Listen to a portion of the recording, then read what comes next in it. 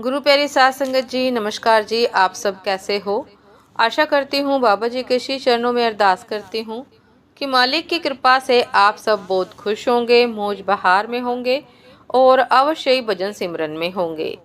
साध संगत जी, मैं हाजिर हूँ आज आप सभी से सतगुरु नानक देव जी की साखी को लेकर। साध संगत जी, कल आपसे साझा किया कि सतगुरु नानक 5 वर्ष के हो गए हैं और अपने बचपन के साथियों के साथ खेलने लगे हैं। साध संगत जी, उनके पिता श्री कालू जी ने उनको संसारिक विद्या प्राप्त कराने के लिए उनका नाम विद्यालय में लिखवाया। तो विद्यालय के उनके जो गुरुजी थे उनका नाम था पांधे। पांधे के साथ गुरु नानक साहिब जी ने क्या उपदेश आदि चर्चा की, उसी पर आप सभी से चर्चा करते हैं। तो साध संगत जी, चलिए आइए शुरू करते हैं। साध संगत जी, श्री नानक देव जी ने कहा कि हे पांधा जी, पढ़ना और लिखना सभी बाद में है। पढ़ना तो सार है, अपितु वह तो संसार की पढ़ाई है। वह तो दिए की कालख तथा कागज सन्न का और कलम काने की, इसको लिखने वाला मन है। इसने लिखा तो क्या लिखा, केवल माया जंजाल ही लिखा है। इसी के लिखने से इस जीव को माया जाल पड़ता है और बंधन का हेतु है और विकार उत्पन्न होते हैं, तथा जो सत्य की लिपि है वह माया के जाल को तथा मोह के जाल को समाप्त करने की स्याही, तथा इस लिपि के भीतर जो प्रीति भाव है वह एक लेखनी के तुल्य है तथा निर्मल मति ही पवित्र कागज है। तो महात्माओं से प्रथम समझकर जब भी लिखने को यह जीव उद्यत होता है तो बस उस परमात्मा का ही नाम लिखता है। इस संसार के सभी विकार नष्ट हो जाते हैं तथा लोक परलोक उज्जवल होता है। उस अपार ईश्वर का पार नहीं पाया जाता और उसके गुण अंत से रहित है। हे पांधा जी, मुझे तो इस प्रकार का पढ़ना रुचिकर है और जो विद्या आपको आती है वह विद्या कृपया मुझे ना पढ़ाओ। हे पांधा जी, जब आपका जीवात्मा परलोक वापसी होगा तब मेरी कही हुई विद्या ही आपके काम आएगी तथा ईश्वरीय नाम के यश की पताका आपके हाथ में होगी। तब आपको यम यातना का कष्ट व दुख नहीं होगा। साध संगत जी, यह सुनकर पांधा जी हैरान हो गए और कहने लगे कि हे बालक, इस प्रकार की बातें आपने कहाँ से सीखी हैं? अभी तो तू अबोध बालक है। हे नानक, मैं पूछता हूँ कि जो पुरुष परमात्मा का नाम जपता है उसे किस फल की प्राप्ति होती है? साध संगत जी, तब श्री गुरु नानक देव जी ने दूसरी पौड़ी कही, जिथे मिली वड़ियाइयाँ सद खुशियाँ सद चाओ, तिन मुखी टिके निकलनी जिन मनी सच्चा नाओ, कर्मी मिले न पाइए नाही गलिवाओ दुआओ। साध संगत जी, श्री गुरु नानक देव जी ने कहा कि पांधा जी, जहाँ जीवात्मा जाएगी वहाँ परमात्मा के नाम जपने का आपके पास पुण्य होगा तथा आपका सत्कार होगा। सदैव खुशियाँ होंगी तथा अत्यंत आनंद होगा, बहुत मंगल होंगे, समस्त सुख प्राप्त होगा। जिन्होंने मन से ईश्वर स्मरण किया है उनकी परलोक में सद्गति होगी तथा प्रताप का सूर्य चमकेगा। बातों से परमात्मा नहीं मिलता, जब उसकी कृपा होती है तभी उसके भजन में परिवर्तित होता है। यह सुनकर पांधा जी हैरान हो गए। पांधे ने कहा कि हे नानक, एक पुरुष वह है जो इस भजन करते हैं, ईश्वर का भजन करते हैं, परंतु उनका कहीं कोई नाम नहीं लेता और उनको वस्तु तथा अन्न भी प्राप्त नहीं होता।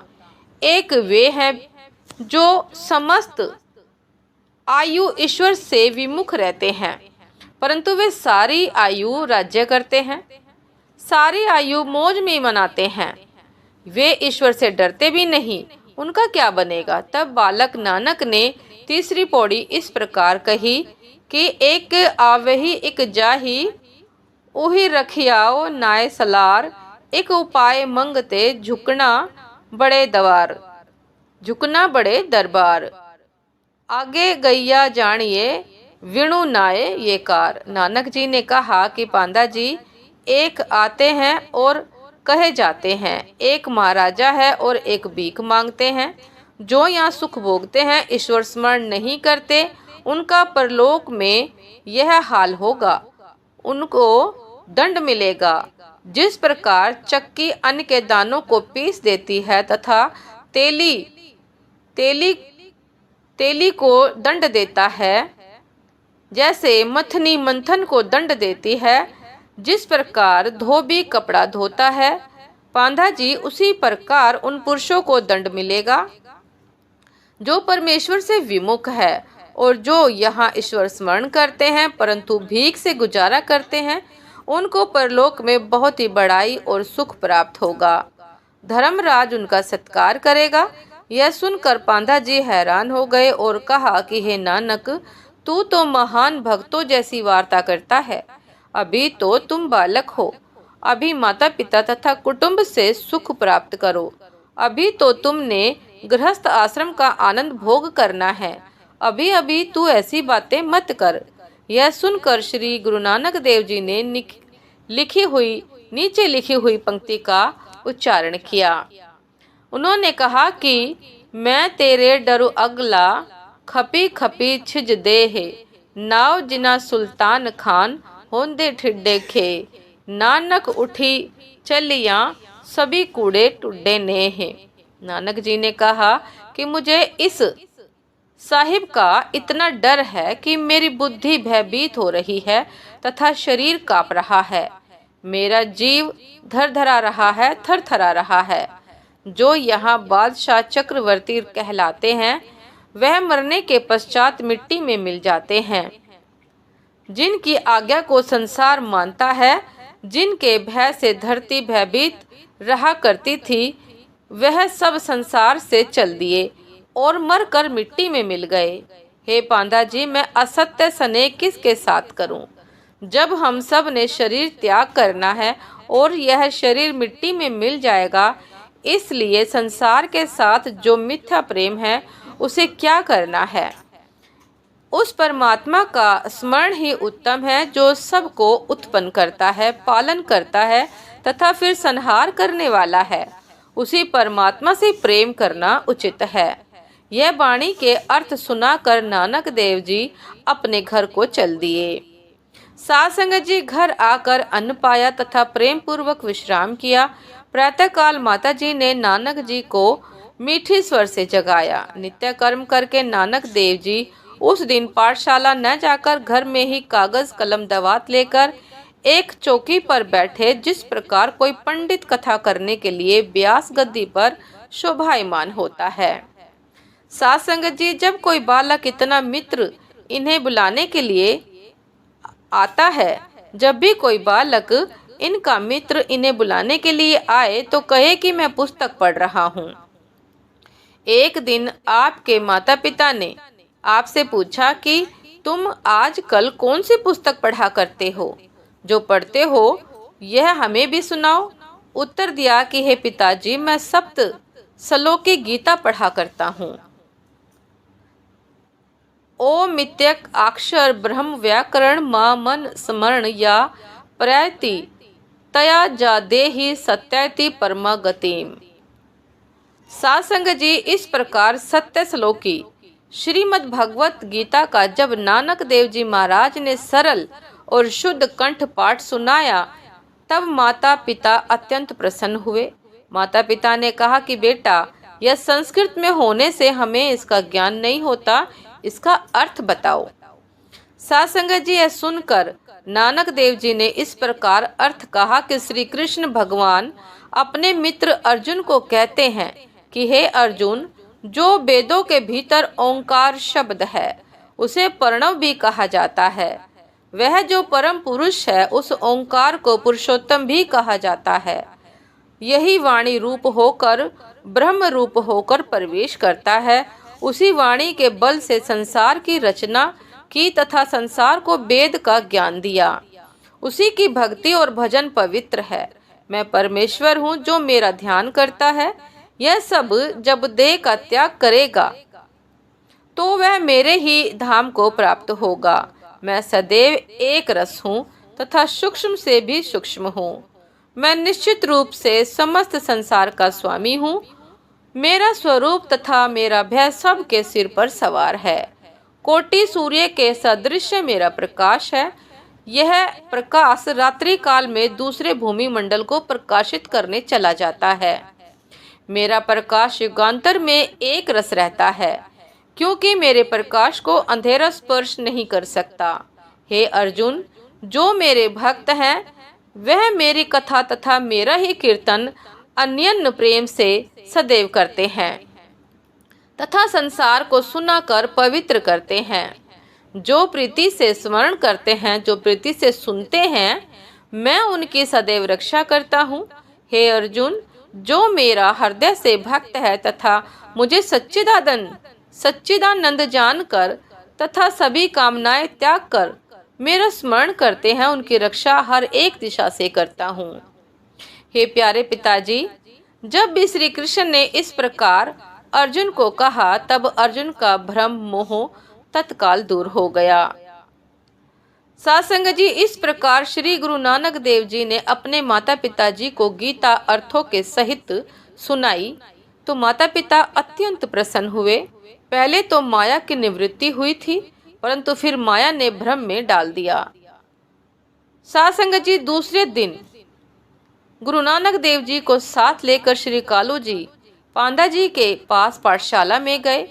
प्रतिष्ठावाद पश्चात पांडा जी ने नानक देव जी से कहा कि बेटा नानक, तुम कल नहीं आए, आओ मैं आज तुमको फट्टी लिख देता हूँ।